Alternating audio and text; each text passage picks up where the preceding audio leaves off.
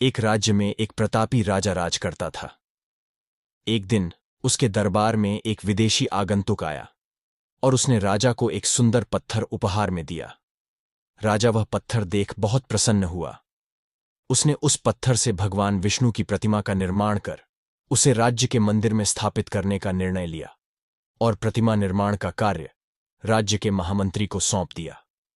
महामंत्री गांव के सर्वश्रेष्ठ मूर्तिकार के पास गया और उसे वह पत्थर देते हुए बोला, महाराज, मंदिर में भगवान विष्णु की प्रतिमा स्थापित करना चाहते हैं। 7 दिवस के भीतर इस पत्थर से भगवान विष्णु की प्रतिमा तैयार कर राजमहल पहुंचा देना। इसके लिए तुम्हें 50 स्वर्ण मुद्राएं दी जाएंगी।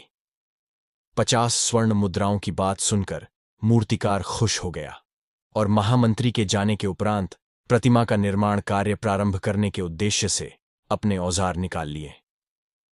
अपने औजारों में से उसने एक हथौड़ा लिया और पत्थर तोड़ने के लिए उस पर हथौड़े से वार करने लगा, किंतु पत्थर जस का तस रहा।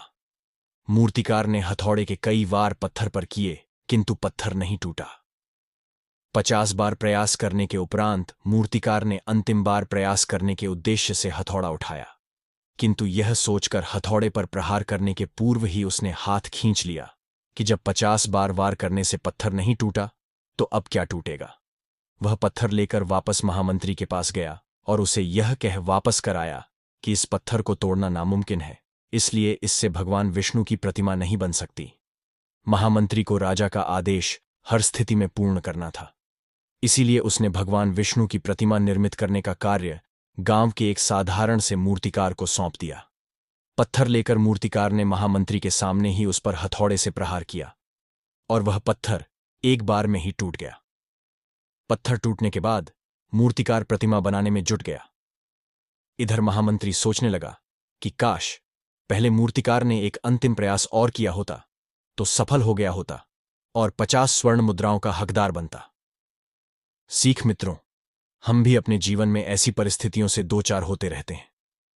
कई बार किसी कार्य को करने के पूर्व या किसी समस्या के सामने आने पर उसका निराकरण करने के पूर्व ही हमारा आत्मविश्वास डगमगा जाता है और हम प्रयास किए बिना ही हार मान लेते हैं।